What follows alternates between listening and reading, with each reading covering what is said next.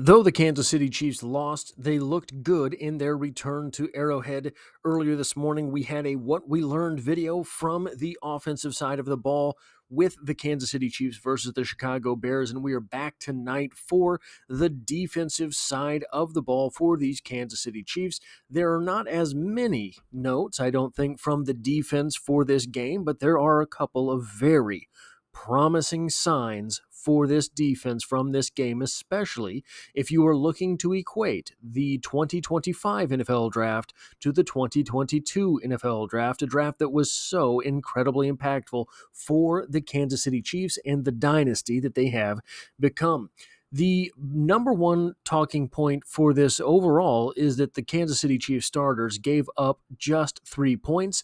They were also still without Drue Tranquill. They were also without Omar Norman-Lott, who I don't think has looked as bad through the preseason as I think he is getting some slack for.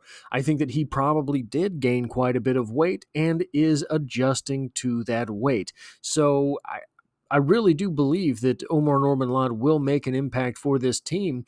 And as much as anybody, Omar Norman-Lott suffered from not lining up next to Chris Jones. So all of that attention being paid to Chris Jones, once Omar Norman-Lott returns, will help him look a whole lot better. Still no Drue Tranquill. I think he is going to be ready to go week 1, but with back stuff, there's no real reason to chance it for a preseason game. That stuff will flare up on you, and you have no say in when or how it goes away. The next thing here, look, the defense might not be the greatest ever. The defense is probably likely to give up quite a few points this season. Maybe not a return to the defense of old. We went through quite a few years of very bad defense here in Kansas City. I don't think it's going to be that bad. But I do think that they are going to give up yards for sure, probably a lot of points. But they do have the tools to be able to game plan some teams into submission. One of the things that I talked about in this morning's video was the fact that this defense is an issue that might spring up for this defense. I'll bundle it in with this last point overall here. That might spring up for this defense is that and we saw a little bit of that in this game, is that the offense is so explosive. The defense might end up doing massive amounts of snaps, playing massive amounts of game time.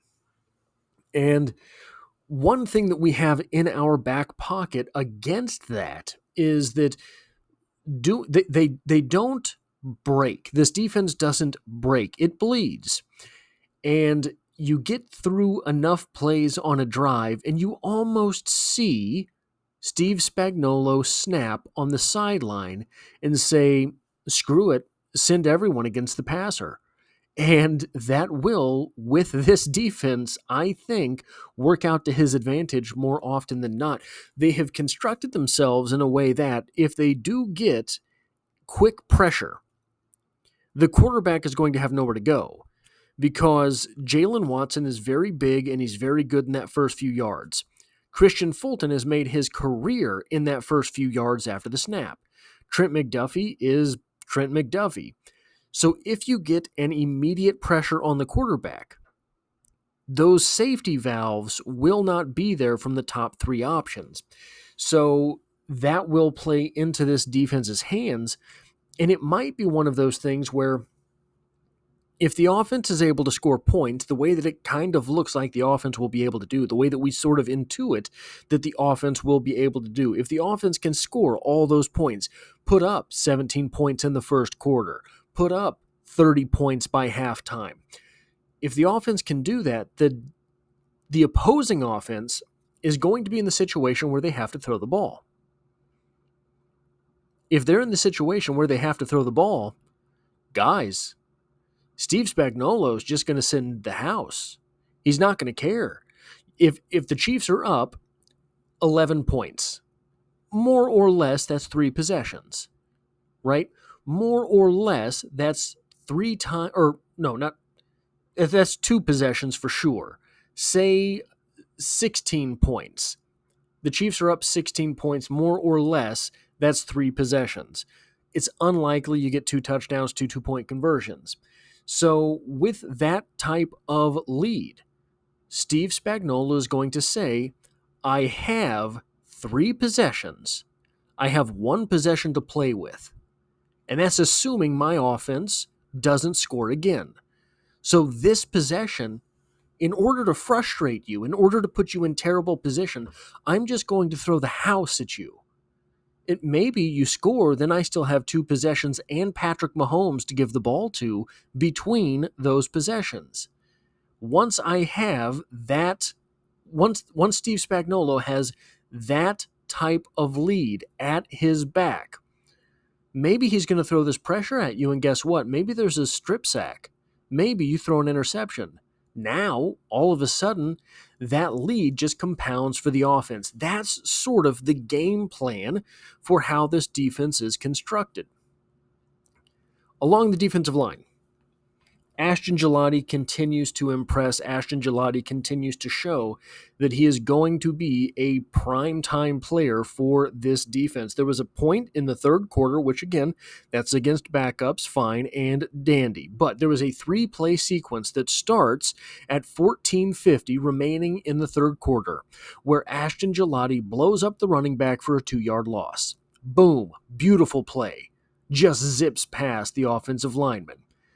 Then he gets a BS roughing the passer call once he got to the quarterback. And in retaliation, because of the fact that he was so angry at such a BS call, the next play, he decided to tackle the running back for another 2-yard loss. But he didn't do it like a normal person. No, he tackles the running back with an offensive tackle in one hand and a tight end in the other hand. And he just kind of crushes the running back, pushes everyone together and says, I'm sorry, but I'm angry now. You will have to pay for this. He's going to be the Trey Smith of the defense. There are times, what do I mean by that? There are times where I'm watching the Kansas City Chiefs offense, and I don't care what the play is. I don't care if it's a run. I don't care if it's a pass. I don't care if it's Isaiah Pacheco. I don't care if it's Xavier Worthy. I don't care if Mahomes threw the ball, ran with the ball, whatever it is. I'm watching Trey Smith because you're going to see something absolutely mind-blowingly violent. What was it? There was a play, I believe his rookie season, where he's against the Raiders. I can't remember who the right tackle was that season for this game. And Trey Smith is out there for a pass blocking rep, right? They're throwing the ball. And there's a cutscene of this. You can find it somewhere on Twitter. And the offensive tackle is sort of in his drop steps, hand fighting with Max Crosby. And Trey Smith doesn't have anything to do. And Trey Smith isn't on the screen. And all of a sudden, Trey Smith comes in so fast, so violent, so hard that he just destroys Max Crosby into the nether realm. And then you see the offensive tackle who was pass blocking. Trey Smith passed him like a truck. And he goes, just the most insane thing I've ever seen. That's going to be ASHTON GILLOTTE on the defense this year. This team, by the way, in my opinion, is likely to shop the waiver wire for both defensive tackle and defensive end help. I don't think they're going to stand pat. I don't think they are really liking what they see from Fabian Levette or Keough Izzard for the deep squad of the defensive tackle department. There's not a whole lot of movement with the defensive ends, and you've lost 2. You brought 2 guys in, but I don't really see them making the roster. I don't really see either of them making the practice squad, Owens and Matlack. So I think that they are going to go surfing the waiver wire if they don't decide to straight up trade for someone. On the linebackers, Jeffrey Bassa is a star in the making. He's very reminiscent of Willie Gay at this point in his career in terms of flashing on tape. But at this point in Willie's career, he was more athlete than linebacker. Bassa is a linebacker and is better at reading the run than Willie was in year one, and maybe better than Willie ever was as a Kansas City Chief. He is very good at figuring out where the run is going and shooting the gap. I was expecting Jeffrey Bassa to be more safety than linebacker at this point in his career. I don't see that. He looks like a seasoned veteran at linebacker. He looks like he has played linebacker forever. He doesn't look like he was ever a safety. So it's very interesting to see that. It will also be very interesting to see what Leo Chenal does in the role of a forward-facing linebacker. Don't drop him into coverage. That is not his specialty. Let him go and get the quarterback. We don't need him covering a running back 30 yards downfield. There was a play, at least one play in that game, where it seemed he was put on a QB spy. And he stands there. There's an offensive lineman, I believe it was a guard, who's kind of standing in front of him doing the whole thing like this. And Leo Chenal just kind of slaps at him. That's not what you want Leo Chenal doing. Send Leo Chenal after Caleb Williams. Who cares if he... the thing is, you want him there just in case the quarterback runs, right? You want him sort of back there eyeing things, and if he commits to the run, you go get him, whatever. I don't think that's the right strategy with Leo Chenal. For number one, okay, so not number one. We're going to go with a different route first. He's very fast, so he can get there. If he can't get there, he's going to move the quarterback off of his mark, right? But here's the most important thing about don't put Leo Chenal in the QB spy situation, just send him on a blitz. Leo Chenal inspires pucker factor. Imagine seeing Leo Chenal, was he 6'4", 250, running full speed at you. You're not going to stand still. You're not going to make your next read. You're going to say, uh-oh, and then respond. You're not going to be poised. Josh Allen won't be poised in that situation. So I say just let the Lionheart hunt.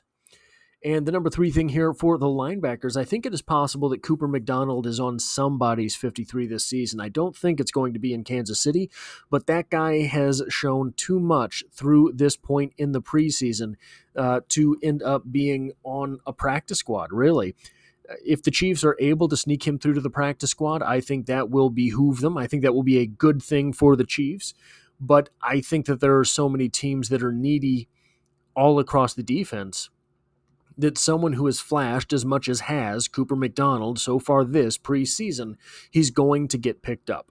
At defensive back, I think much will be made of the fact that Christian Fulton played so much in this game, was on the field so long in this game. I don't really think there is anything to that. I think that he was on the field so much in order to get a little bit of conditioning. Remember, he didn't really do anything through all of training camp, let alone the preseason games. So having him out there more, running around, getting in shape, making sure he has everything under control in order to start the preseason, or in order to start week 1 running. That, I think, is all you are seeing with Christian Fulton being on the field for so long. Then there's the question of Jaden Hicks. I was very high on Jaden Hicks this offseason. I have been kind of low on Jaden Hicks through the first 2 preseason games. I think Jaden Hicks had a pretty good game. I'll have to go back and watch some more, but I think he had a pretty sound game this week. I don't think that there was a game plan again, because you don't really do that for the preseason, but I do think that the defense overall played more solidly. So by the time the play matriculated to Jaden Hicks, he wasn't having to read all of the guff in front of him that he was, especially last week. So when it becomes more academic football, then Jaden Hicks can read and respond and be there in order to make that play. And I think he did that. Shamari Connor got hurdled. That is all. That is all I have for this video. If you like or appreciate what it is that I do here, hitting the like button really does help me out. The Chiefs are the only thing I talk about on this channel, so consider hitting the subscribe button. Stick around for more. There are 2 playlists and a video on the screen that YouTube thinks you should watch because YouTube knows you. YouTube is you. Hope to have you back for the next one.